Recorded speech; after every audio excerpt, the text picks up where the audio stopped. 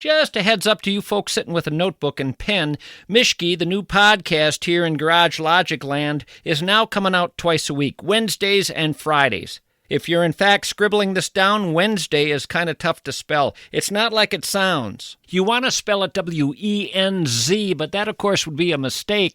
Friday is spelled just like it sounds. You're going to be okay there, but Wednesday's a bugaboo. Let me tell you, people, just a pain in the patootie. Jeez, it's hard.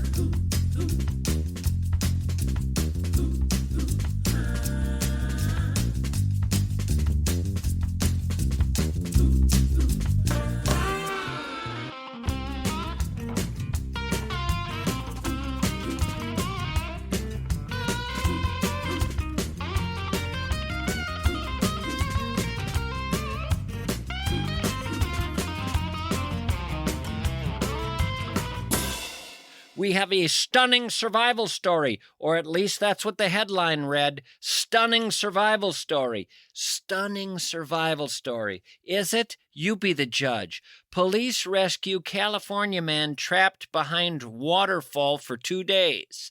Doesn't sound that bad so far. 2 days?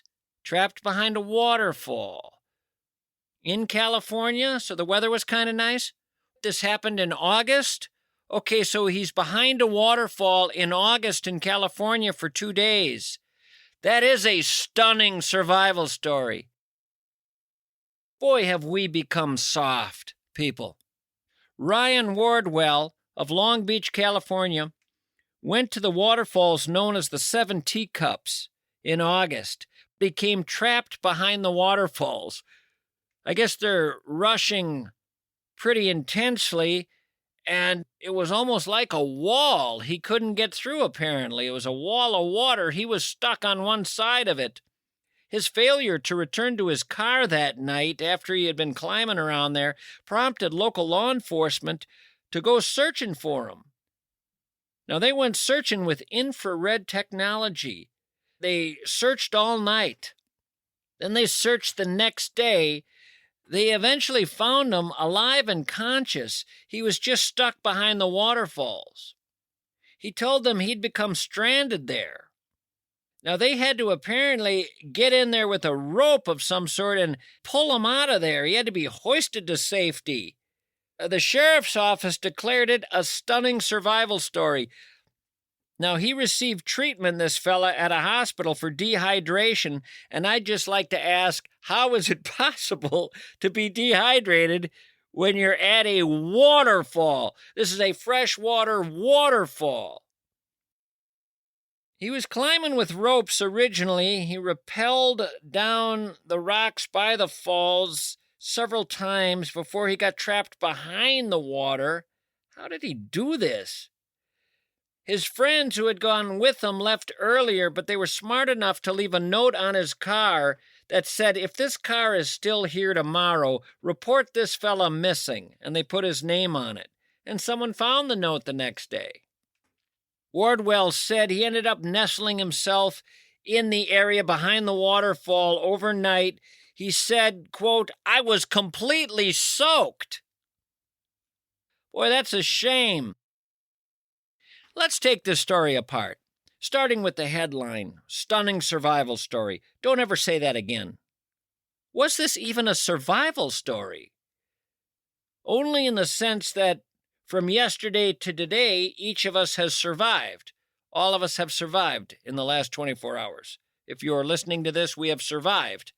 So I guess there's a survival story for each of us to be told. It's just not an interesting one. Says here he was trapped 2 days. Okay, 2 days. I've been reading survival stories all my life. 2 days, that's not a survival story. Talk to the Uruguayan rugby team that crashed in the Andes Mountains and were stranded for 72 days in freezing conditions, having to eat their dead in order to stay alive. You know that story? There were Uruguayan rugby guys eating their fellow athletes to stay alive for 2 months in the Andes Mountains, trapped in freezing cold. You were hanging out for a couple of days in the summer in California behind a waterfall. That's it. Stop it already. And also, your friends put a note on your car that said if this car is still here tomorrow, call the cops. How in 2025 does that pass as an incredible survival story? Where's Shackleton when you need him? We've lowered our standards, people. You know about Hugh Glass at all? You people know about Hugh Glass? You want to read a survival story? Read about Hugh Glass from the 19th century. He was mauled, crushed, torn apart, his throat slashed, his ribs broken, his back flayed open by the claws of a grizzly. 1823, Hugh Glass. He was in the wilds of the upper Missouri area, a dying man. His comrades, his pals, certain no one could survive this, left him there. But did he die? No.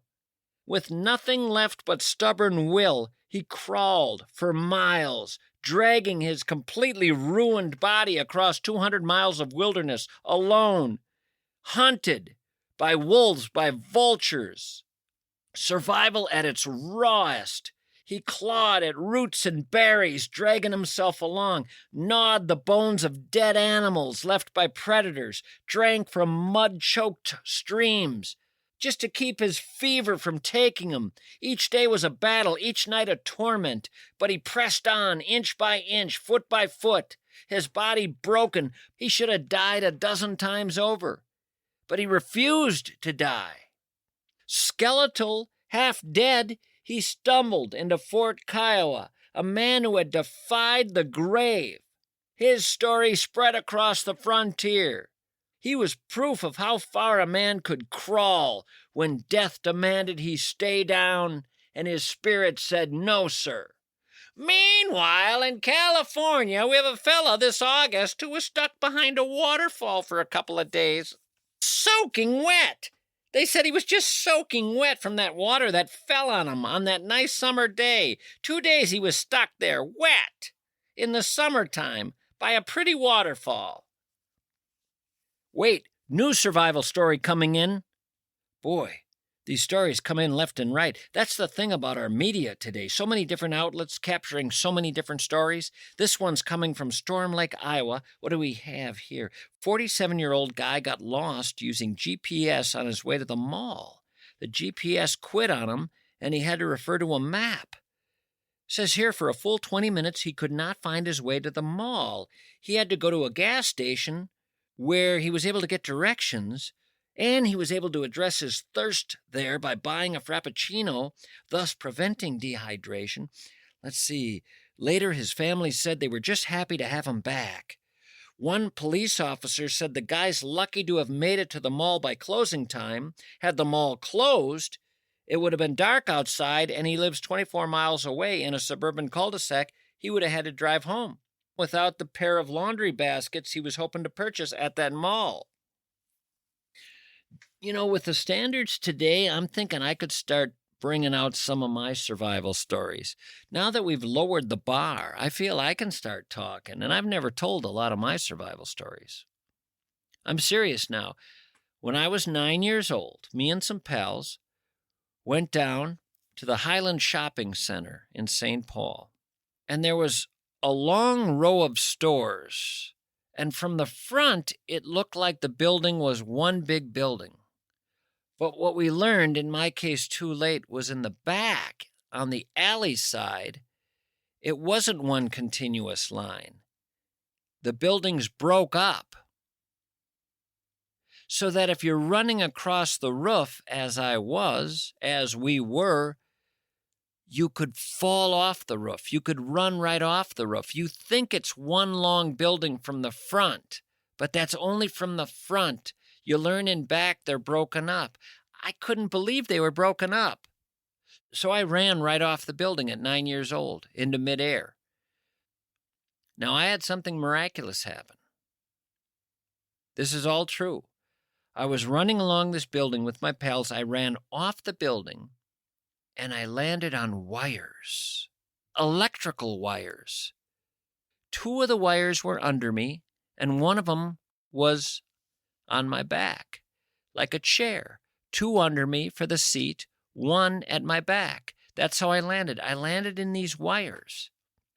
It's really one of the more ridiculously crazy stories. I've rarely told it because I never thought of it as a survival story, but why not? I think that's crazier than the guy behind the waterfall getting wet on a beautiful summer day, somehow getting dehydrated because he didn't know how to cup his hands or something and drink. But I could have fallen to the ground, would have been a couple of broken legs for sure, but if I hit my head, well, I don't know if you know about what happens with your head, but you can die hitting your head from 10 feet away at 10 miles an hour going into some hard surface. 10 miles an hour from 10 feet away, your head can hit a hard surface and you can die. Well, I'd have been moving at more than 10 miles an hour, I think. And that was a hard surface waiting below. That was the alley. But I landed on wires. And the fire department came and got me down. I don't even know the whole story of electrocution, why you can sit on wires and not get electrocuted, but birds can, so why can't I? Wait, that's from Somewhere Over the Rainbow. Did I just recite a lyric there? I still go down to that spot periodically and look at it and marvel at how I survived that fall, running off the roof of that building.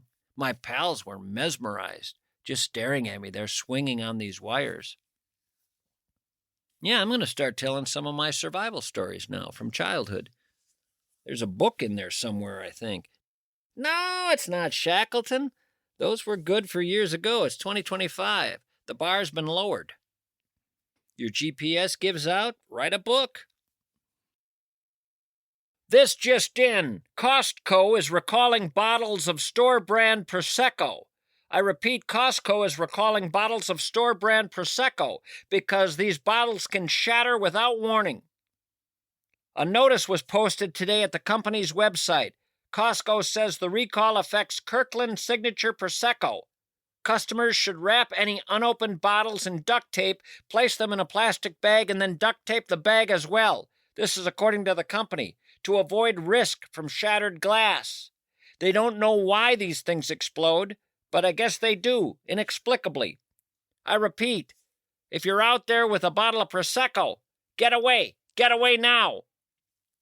What a fun thing it would be to have a dinner party knowing this thing can explode without warning.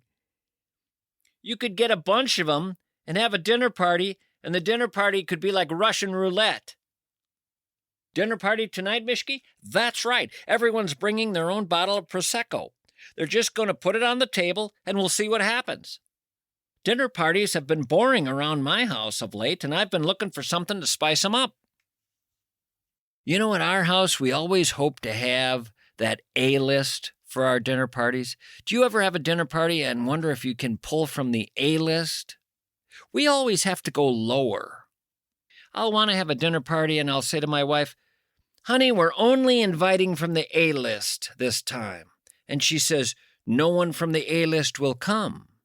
And people on the B-list will say that they're busy, but with the C-list, we could get it done." And I'll say to her, "Honey, that rhymes." "Honey, we're only inviting from the A-list this year." "No one from the A-list will come. And the people from the B-list will say that they're busy. With the C-list, we could maybe get it done." Well, then, a shout out to all you on the C-list. We're celebrating this great life of mine. Oh, Don, you're a drunk, and Tina, you're a bore, but let's gather and have a swell time. Kenny will talk about himself all night, and Paul doesn't know how to listen. And Gretchen's gonna try to sell herbal supplements, and Paula has a few screws missing.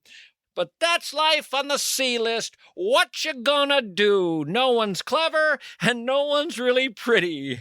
Not a one can sing a song or tell a joke or anything like that, but God, can they wallow in self-pity. And they're the only ones ever willing to show, the ones who always come through. And I need to face the rather sobering fact that I am on the C-list too. What? But we'll find a way to make it all such a thrill. Bottles of Prosecco galore. No doubt a few will explode without warning. A party like never before. Ken will take shrapnel. Paul will get cut. Don will end up with some glass in his butt. Tina will hit the floor as she screams. Bottles exploding, two smithereens. A war zone created spontaneously. It's all far less boring here, suddenly. Excitement we simply could never have known. Just dining and talking all on our own. Prosecco, Prosecco, you have saved the day. We're still on the C-list. But our party was A all the way. A-listers have nothing on us today. Yay! Yay! Yay! You got hit by a bus, not metaphorically, literally. And now your arms and legs are doing impressions of spaghetti noodles. Hey, relax.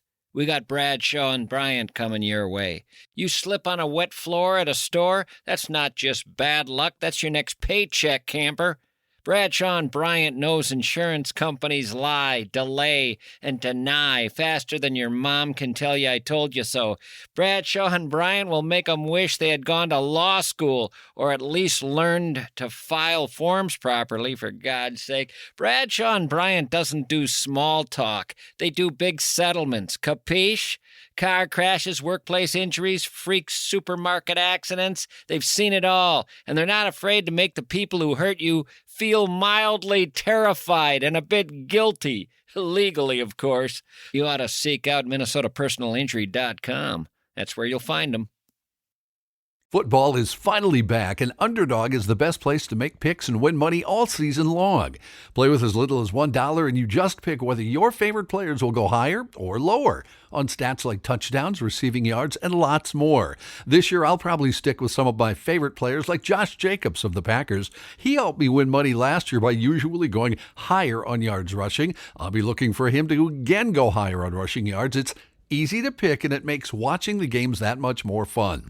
Download the app today and sign up with promo code GARAGE to score $50 in bonus funds when you play your first $5. That's promo code GARAGE. Millions of fans have already won billions making picks on Underdog. Will you be next? Underdog. Promo code GARAGE. Make picks. Win money. Must be 18 plus. 19 plus in Alabama and Nebraska. 19 plus in Colorado for some games. 21 plus in Arizona, Massachusetts, and Virginia, and present in a state where Underdog Fantasy operates. Terms apply. See assets.underdogfantasy.com/web/play and get terms _DFS_.html for details. Offer not valid in Maryland, Michigan, New Jersey, Ohio, and Pennsylvania. Concerned with your play? Call 1-800-GAMBLER or visit ncpgambling.org. In New York, call the 24/7 HOPE line at 1-877-8-HOPE-NY or text HOPE-NY 467-369. Your industrial pressure washer at your business. You love it. You need it. And when it breaks, panic, chaos, tears in the break room, fear in the parking lot. Do not worry, my friends. American Pressure is here. That's right, American Pressure. Repair shop, they got it. Service vehicles that roll out like the cavalry, they got it. Setting up an entire pressure washer operation at your business and training your staff to use it. Yes, they do that too. They make other pressure washer companies weep quietly into their hoses. You ever seen pressure washer guys weep into their hoses? It's creepy. But they don't just sell industrial pressure washers and repair them to like new condition. They obliterate expectations on American Pressure. That's what they do. Make your equipment hum like a symphony of hydraulic perfection. A family business with decades of obsession, of craft, of sheer stubborn brilliance. Take it to the next level. Call 'em.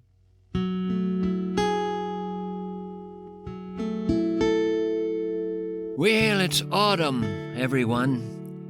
And that's many people's favorite season. In the media, you're always made well aware of autumn.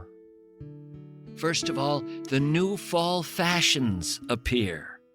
They're always clothes I've never worn, nor have I ever owned. But it's nice to see them just the same, the new fall fashions. Honey, the new fall fashions are out. Have you seen them? Yes, but I'm going with another look, a completely different look. Oh, what do you call your look, honey? Fat fall frumpy, I call it. Fat fall frumpy. Not really a marketable description, but it's not as bad as last year's description. What did you call what you wore last year? Autumn ass awful. I was autumn ass awful. Yeah, that's right. You looked like you made your clothes out of stolen retail awnings or something. What will Fat Fall Frumpy involve? None of your business. Here's another thing you see in the media quite a bit in the autumn. You see headlines like this.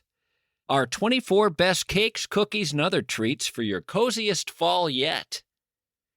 Magazines, newspapers offering headlines like that. This is a real one. Yeah, I pulled this today. Here are our 24 best cakes, cookies, and other treats for your coziest fall yet. That's right, it's baking time. Time for the oven to step in and the warming flavors of nutmeg, apple, and maple to fill the air. Here are 24 baking recipes designed to make this the coziest fall yet. Sticky buns, bun cakes, cider donuts. Stock up on the canned pumpkins and fresh cranberries, gang. It's autumn, and you should have the coziest one yet. Renee, I think this is going to be my coziest autumn yet. Mine too, David. I'm making arrangements to make it super cozy. Last year was relatively cozy, but it wasn't my coziest yet. That's this year. How about you? No, last year was not terribly cozy for me, but this year I'm getting cozy crazy. Cozy as hell. I've had our book club stop reading altogether so that we can concentrate instead on just getting cozy. We're going to get extremely cozy. In fact, what we're going to do is huddle together in my bed, all of us in the book club. I like that idea. I like that, yeah. I'm going to bring my knitting club into a single bed in the den, and we're going to get under the covers together, and, well, we're going to get about as cozy as humanly possible. What are you going to do under there? What are you going to do under the covers? Well, we're going to snuggle and nuzzle and canoodle. Canoodle? Boy, you guys are pushing it. Do you know what canoodle means? Well, I know it means getting cozy, and that's what we're going to do. This is going to be our coziest autumn yet. No one's at an age where anyone could get pregnant, are they? No. Everyone is quite a bit older, yeah. Will anyone have any kind of heart condition? Oh, yeah, that's a concern. Mm-hmm. But we're going to set that aside to get cozy. Every year, come autumn, I expect this like the shortening daylight, the appearance of, ready for it? Booyah. Every year, booyah appears in the headlines. You think canned pumpkin and fresh cranberries appear in headlines, you just look for booyah around these parts.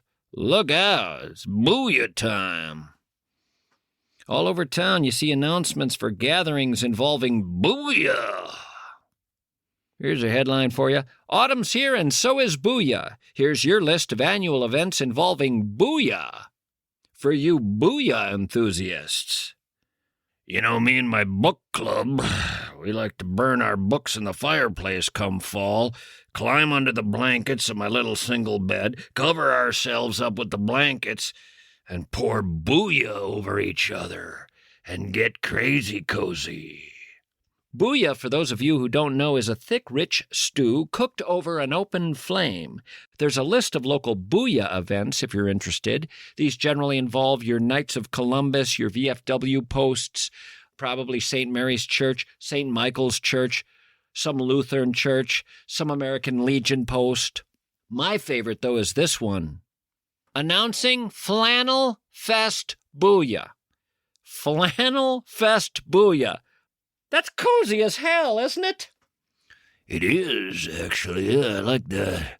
When my book club orgy comes around, when the cozy club gets together, we're going to make sure our blankets in our bed are flannel, our sheets too. Then we're going to have a vat full of booyah poured on us. Flannel Fest, it says here, is going to include fire barrels. Folks will gather around 50-gallon drum barrels where they will have fires, and they'll wear their flannel, and they'll drink something called Mummy Train Pumpkin Ale. Boy, this is the coziest of all the festivals. Flannel Fest with fire barrels and Mummy Train Pumpkin Ale. Flannel Fest, fire barrels, pour the pumpkin ale. A Flannel Fest, fire barrels, pour the pumpkin ale. We'll get weird. We'll get cozy. Try to avoid jail. Drive down to St. Louis and steal a Clydesdale. Flannel Fest, fire barrels, pour the pumpkin ale. Right on down to Texas on the back of a whale. You wanna find the pinnacle, the cozy holy grail? It's Flannel Fest, it's fire barrels and pumpkin ale. Hookah, hookah, chaka hoomba, hinna, hinna, ha!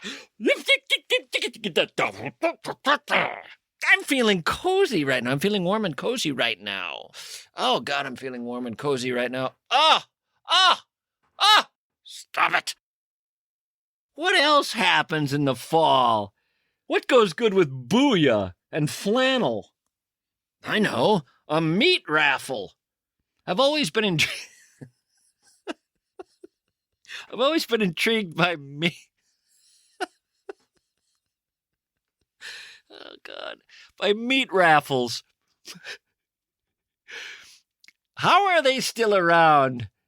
Didn't they first appear in 1948 or something? Want some meat? Yeah, it's dinner time, and that's what we eat at our house. Meat. It does surprise me, really, that it's 2025 and the booyah's available, the meat raffles are there, and by golly, you can still play bingo. Some things change, some never do. Even things that should change don't. I wonder if anybody ever goes out on a Saturday night dreaming of bingo, booyah, a meat raffle, and going home and making love. There's a Saturday for you, Carol. Booyah, bingo, meat raffles, and making love. I'm all in, Steve. My name's not Steve. Oh, I'm sorry. We've been married 57 years. What the hell's wrong with you? Well, Shire.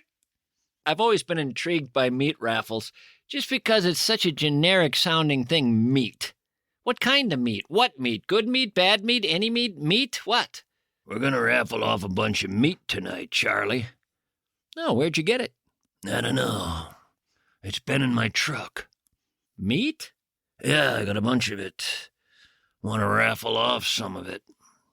Well, what kind of meat? I don't know.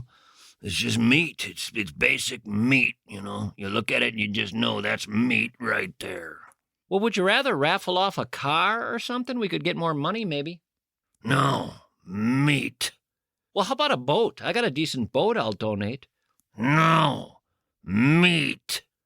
A trip to the Caribbean? Meat. I like raffling meat. That way, when a guy wins, you get to give him a bunch of meat. Yeah, you have kind of a weird thing with that, don't you? I don't know, maybe. I know there's a lot in the truck. I saw it there yesterday. I like grabbing it and handling it and giving it to the winner and saying, "Here's some meat." Do they ever say to you, what do I do with that? Some do.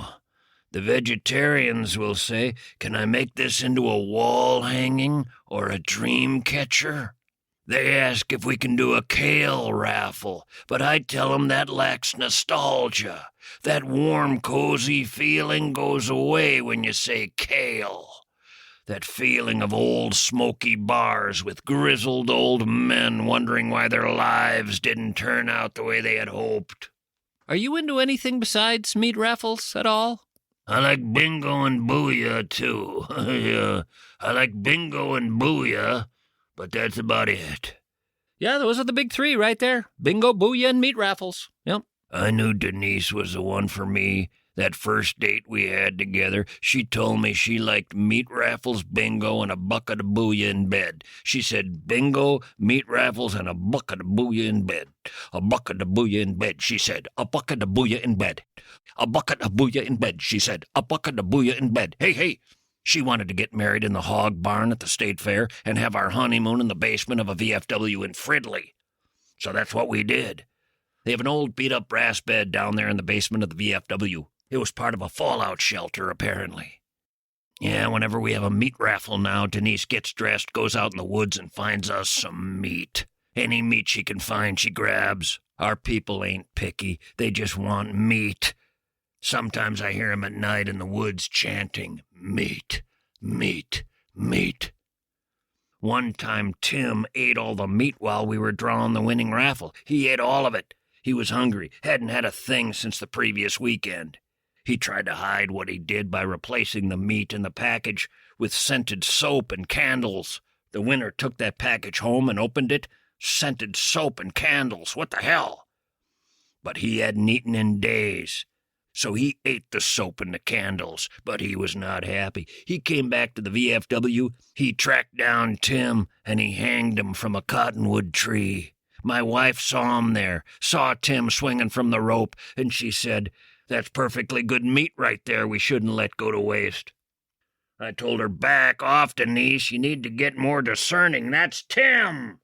She had apparently just read a book on the Uruguay rugby players stranded in the Andes Mountains. They lived on human flesh for 72 days. She saw Tim and said to herself, "Let's get some salt and some hot sauce and let's go." But no, we never raffled off Tim, although I did take his flannel jacket and his wool socks. Those were in primo condition, outside of the smell of tobacco and smoke.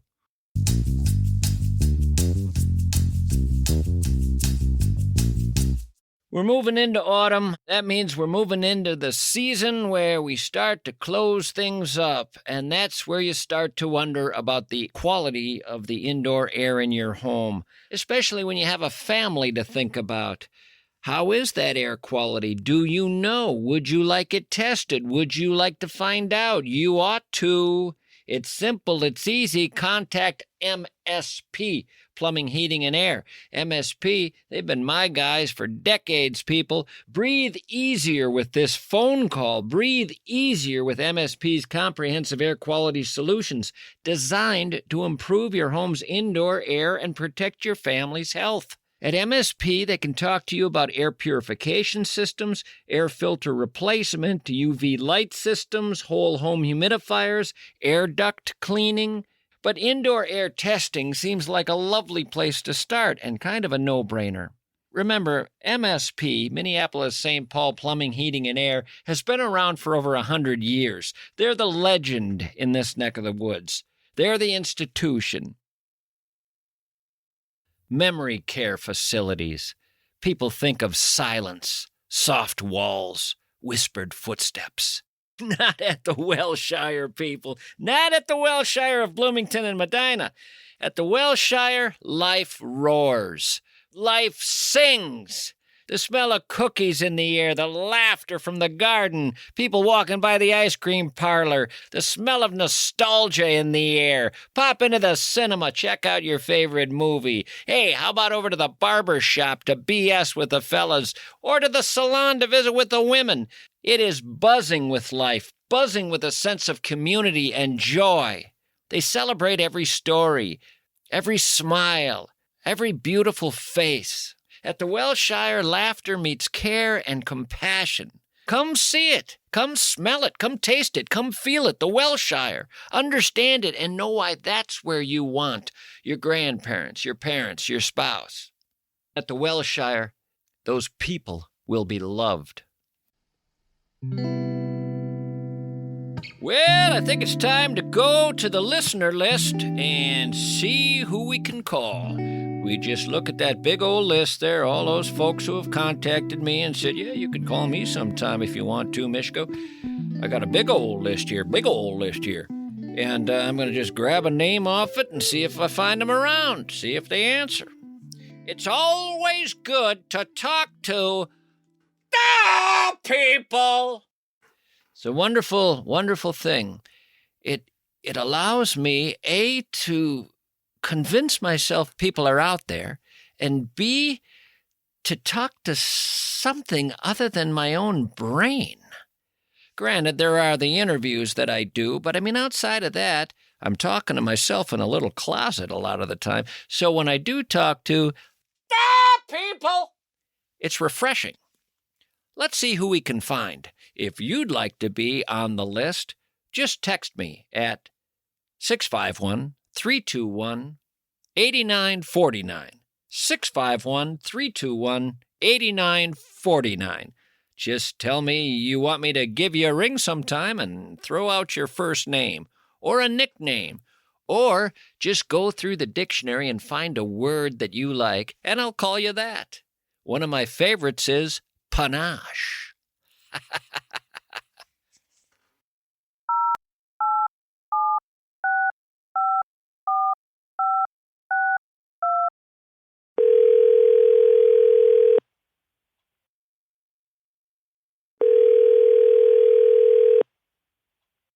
Hello, Robin? TD Mischke. Yes, sir. I have been waiting on this call. Well, I hope it's going to be worth the wait. We'll see. You tell me at the end. Okay, I'm sure it will. Really? You have that kind of faith? Golly. I really do. Being a former denizen of the 3415 for a while, You used to work at KSTP? 5 Eyewitness News overnights. Anything ever happen overnights? Do you remember a producer you had that had cut his foot on a piece of glass? Wouldn't that be every producer who ever lived? I don't know. Who hasn't stepped on a piece of glass? Anyway, your show was done for the evening, and he came down to television to ask one of us to watch radio because he wanted to go to HCMC and get this looked at because the bleeding hadn't stopped. During my show? After your show, it was coast to coast. The automation's all set up. She'll fly herself till I get back. He said it'd be like an hour, and it was. But for a little while there, I got to sit in the control room up in 1500. It would have been pretty easy to just hang out and listen to Art Bell. Not a lot going on there. No, the automation was all set up, and I just took it as kind of an honor and, you know, one of those things not everybody gets to do. So what did you go on to do with your life after television? I moved down to Austin, where I'm at now, and worked for KAAL for 6 years. I was watching, well, they moved the whole operation to Rochester and reduced my production staff. I was directing. They reduced my production staff to like 2 people, which is just a sign of the times. I mean, computers get better and better and smarter, and pretty soon you don't need camera operators and graphics operators and so on. What do you do now? I'm a licensed security officer working at Hormel Foods. Boy, I didn't see that coming. No, I didn't either. I spent 34 years avoiding that place, and finally it was inevitable. It was inevitable to become a security guy at Hormel Foods? Well, because they're like the only game in town here. My girlfriend got pregnant, so we got married, and I moved to the cities, lived up there for a while. Had you planned on marrying her anyway? It was a little abrupt, but I think I would have anyway. We've since divorced, but we're still very good friends. Uh-huh. And how about the kid? He's 25, doing fine, living up there with Mom. Uh-huh. How's your relationship with him? We don't speak as often as I'd like to, but it's okay. Uh-huh. And I have a daughter from another relationship down here. After the one with the Yeah. son? And that one didn't last either, that relationship? Well, we were together for 7 years, and then we split up and bumped into each other one rainy night in October. And all of a sudden, I have another kid. Wait a minute. Let's see if I have this right. You were with her for 7 years and split up. Right. And then one night you just bumped into her. I can almost imagine the two different parts of you that bumped into one another, and another kid came along. Right. How much time between the breakup after 7 years and bumping into her midsection? From 1997 to 2006. We broke up in 97. So you were with her from 90 to 97. Correct. Broke up, and then you bumped into her when? In 2006. Where did you bump into her in terms of, was it a parking lot, a hotel? Where were you when you bumped into her? A local watering hole. So you bump into her and you say, hey, it's been a long time. How you been?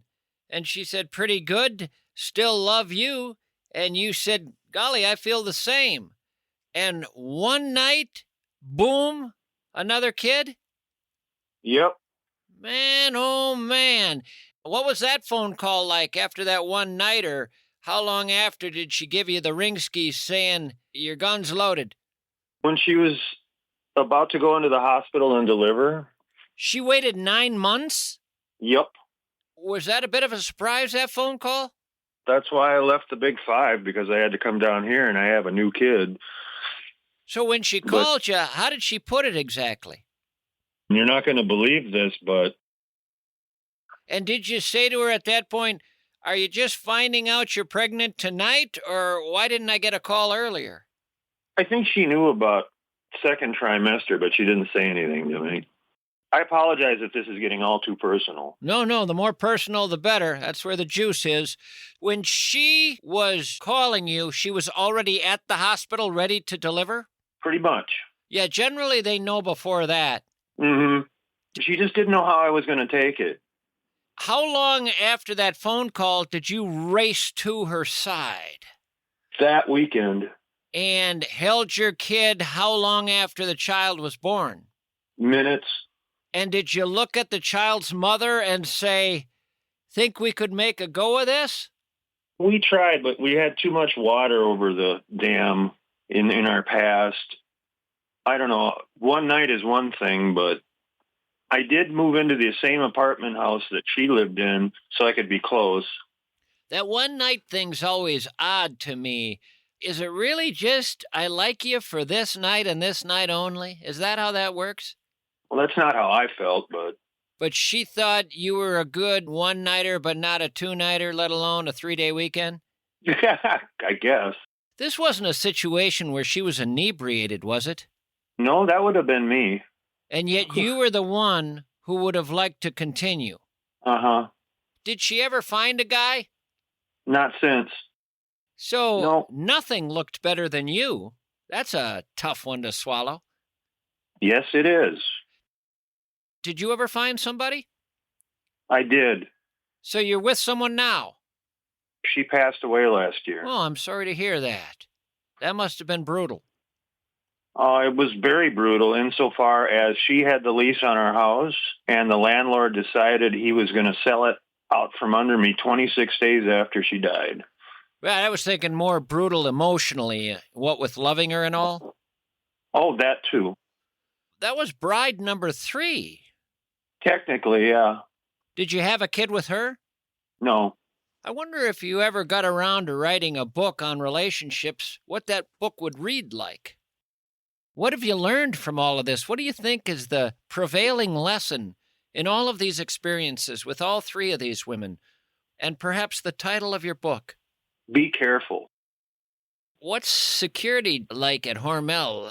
Any dangerous situations involving the pulling of a weapon?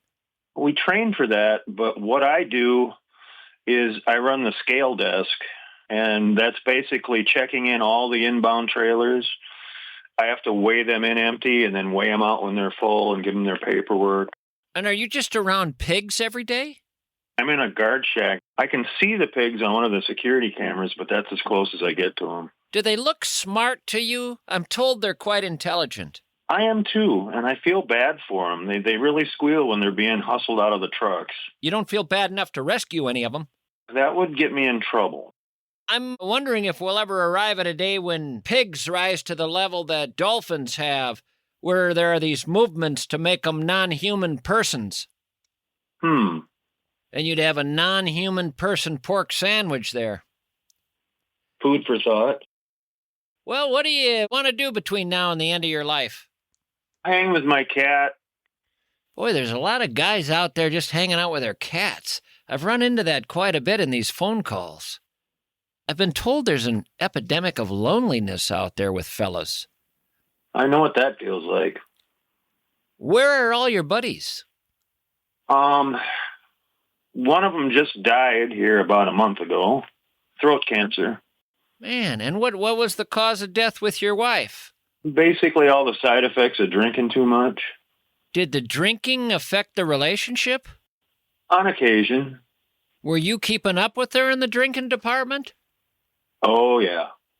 So, pretty much gonna hang out with your cat and die then, huh? Well, that's kind of dark, but sure.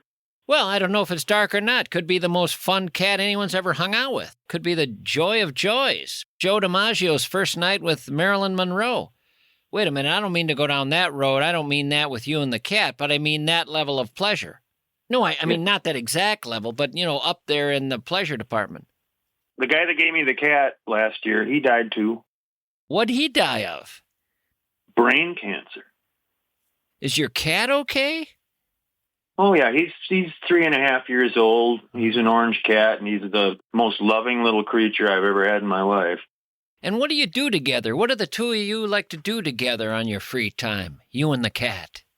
I sit here, I listen to you, I listen to Such. There's a strange phenomenon. I've never fully figured it out, but with a lot of guys, as they get older, they end up with fewer and fewer and fewer friends. It's not anything they really are trying to have happen. It's just sort of happening. They're falling by the wayside, the pals, and these guys who age are letting that happen, and pretty soon they're quite old and they don't have anybody. I worked with a guy, he just retired. Finally, a guy who retired instead of died. One day he came into the guard shack and he goes, not to get too philosophical, but it's occurred to me that you get to a certain point in life and you have maybe one or two people you can count on. Well, there's another example. Hey, I wanted to ask you one more thing. Sure. There was a time when I was running my wife over to the bus depot on East University over by the Capitol. And your show was just coming on. You might have been on in the afternoon back then. Mm-hmm. And there was like 5 minutes of, it sounded like you didn't realize you were on the air. The microphone stand creaks every once in a while. You might cough. She goes, Mischke's being Mischke again. That was just a thing I used to do, mostly because people found the tension almost unbearable when I wouldn't speak for long stretches. I was always intrigued by the tension that listeners felt when the seconds went by and I didn't speak. They'd start to get more agitated. And pretty soon they were really agitated because there was something about dead air that freaked them out. As an old radio man, there's something about dead air that freaked me out. Typically, you're not supposed to have it, but that was the beauty of it. I mean, the thrill of dead air was it's the last thing you're supposed to allow. The license you seem to have, they're doing your own thing. I love it. So you're in Austin, Minnesota, and the big show in town there is Hormel. Pretty much. How many people does it employ? Probably 14 to 15,000 people. Holy smokes. And how many pigs are led to slaughter each day, do you figure? 20,000. 20,000 pigs. Boy, they must make a lot of noise. Do people in that town wear earplugs? What is the sound of 20,000 pigs squealing? I've heard it's very humane. From the pigs? Well, no. Listen, Robin, I got to ask you now, as we come to the end of the phone call, was it worth it? Which? This call, was it worth it? Totally. It was a lifelong dream, hearing you on the radio and being an old radio guy. It's like, I want to talk to Mischke someday. I've enjoyed our time. Me too. Thank you, Tommy. So long, Robin. Take care.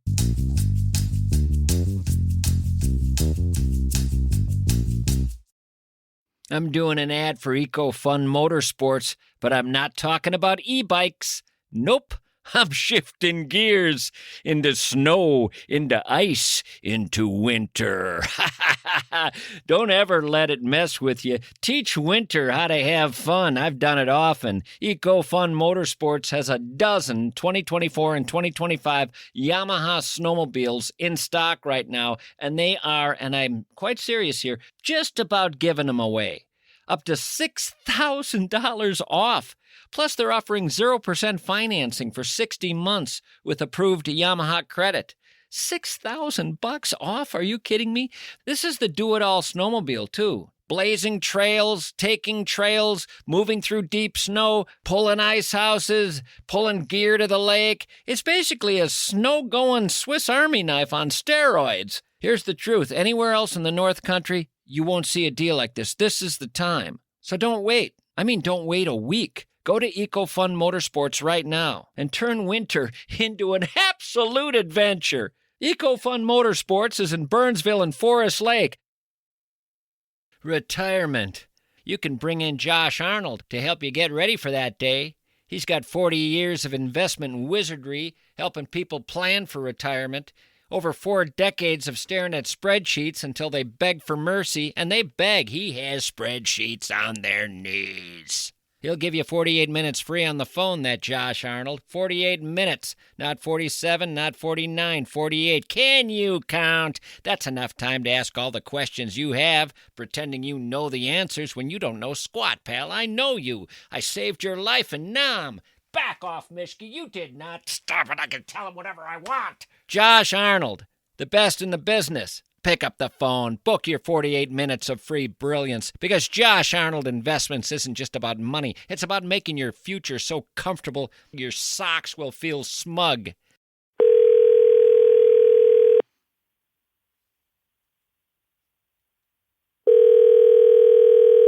Hello? Well, hi there, Mike. Hey, it's Mischke. I've made a few calls to you over the months. This is the first time you've answered. Well, I'm out working right now, and I happen to have my earbud in. I'm a commercial driver. I deliver alcohol. I started off in radio. You were in radio? I was. What is going on today? Were you a Brown Institute guy? I was a Brownie, class of 97. I was on the air in Olivia, Minnesota, over at KOLV. And from there, I got myself fired for playing the wrong music. And I came back and worked for 93X in promotions for a while. So when you deliver the booze, do you ever hear the guys lament that people are buying less and less liquor? I hear it all day, every day. It's about 3% across the board. It's dropped because of the weed.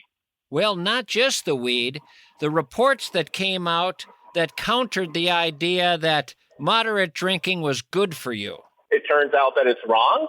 Yeah, and I'm hoping it changes, but the news story is alcohol is bad, period. It's a carcinogen. You shouldn't have it at all. That's really causing problems. I'll tell you, the wine industry is really hurting because they were riding this wave after the French paradox came out. The whole story of the French drinking all this wine and doing so well and not having heart issues and not dying early. And everybody thought, well, it must be wine. It's the best thing for you. Turns out it isn't. So a lot of doctors have given up alcohol altogether. They're not fun to hang around, but they'll still be alive when they're 95. That's true. I'm still doing podcasting. Can I plug my podcast or no? Of course. It's called Wisecracking with Winter. I've been doing it for 9 years now and haven't made a single red cent. Wisecracking with Winter. Yes, sir. Tell you what you do. You grab this little recording off the podcast for your podcast.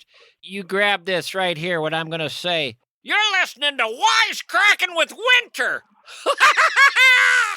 Oh, thanks, Mischke. I appreciate that. Sure, happy to help. Well, I'm going to let you go. Great talking to you. You got a hell of a name, by the way, Mike Winter. You know who Max Winter was? Yeah, the guy who owned the Vikings. Always liked that name, Max Winter. I'm in Minnesota. I'm Max Winter. All the best to you. Thanks for your time today. Thanks again for calling. It was a pleasure talking to you. You as well, Mike. So long.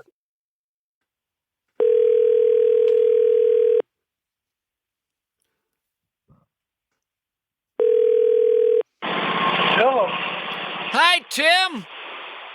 Mischke. How are you? I'm okay. Boy, when you first answered, I thought you were working in a machine shed or something. It settled down a little bit, but what was that? Did you turn something down? I got a Toro Titan lawnmower I was riding. Boy, that Toro Yes, sir. Titan makes some noise. Man, I thought for a moment, just a moment, it was your wife. Oh, that'd be a lot of Spanish. You'd never understand that. You have a wife from a South American country? Mexico. Good old Mexico. Where'd you find Yep. her? Toma, Wisconsin. Toma, Wisconsin? What was she doing, hitchhiking? No, she was at McDonald's. And you said, I can give you a better life. I'm not going to be that great in bed, but you'll do better financially. Okay. Well, I don't know. What was your pitch? I didn't see a wedding ring on her hand, and I asked her, are the guys in Mexico blind? You don't have a boyfriend? She had no clue what I was saying because she didn't speak English. So she doesn't know what you're saying. The average guy would just drive off. You keep at it. What was the age difference between you and this Mexican gal? 24 years. 24 years. Out in the West Texas town of El Paso, I fell in love with a Mexican gal. Nighttime would find me at McDonald's. No, it was Rosie's Cantina. You know, I have buddies who've had courtships like that, and sometimes the U.S. government gets involved because they think someone's trying to get a quick citizenship and they don't believe the love is real, and they ask a lot of questions and kind of drill them. Did you have to put up with that? Yeah, they'd ask her at the interview, well, what'd you have for dinner last night? And then they asked me, Yep. and then they asked her a funny question. They said, how do you know he goes to work every day? And she said, well, he comes home smelling like garbage because I clean out empty houses and trash out houses. 24 years younger bride, beautiful woman from Mexico. You must have thought you'd died and gone to heaven. Pretty much. It was, God showed me her in a vision 10 years earlier. Wait in a dream. minute. When God gets involved in these dating apps, I always think, what app is that you're using? How did he get involved? I was just having a dream. I was divorced and kind of lonely, and I was dreaming that I was talking to this gal, and for some reason I couldn't see her face. I woke up, I'm like, God, I want to see her face. So I could see was the back of her head, and her long black hair. And he said, don't worry, all you need to know is she loves me. And I said, okay, that's good enough. That she And loves then- you. Well, God, because I need a gal that loves the Lord, But he didn't say she'd love you.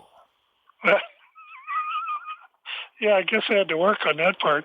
Yeah. But how could she not? I mean, look at it. Well, I'm sure the garbage thing's attractive, but what do you think she sees in you?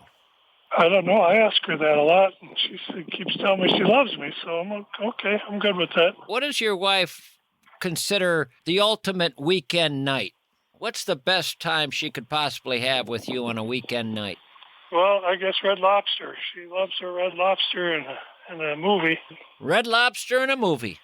When that is the best night possible, you ought to be able to make her the happiest woman in America. Yeah, well, that only costs about $100 to do that, so For that level of ecstasy, money well spent. pretty good. Yeah. Yeah. Well, I'll let you go. I'm glad I got to talk to you.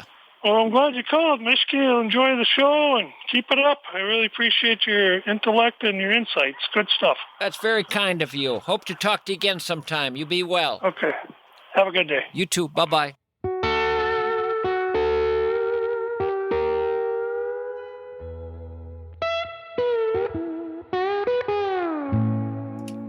And that's about gonna do it for this show. Thank you all for hanging out with me. We'll do it again real soon. So long for now.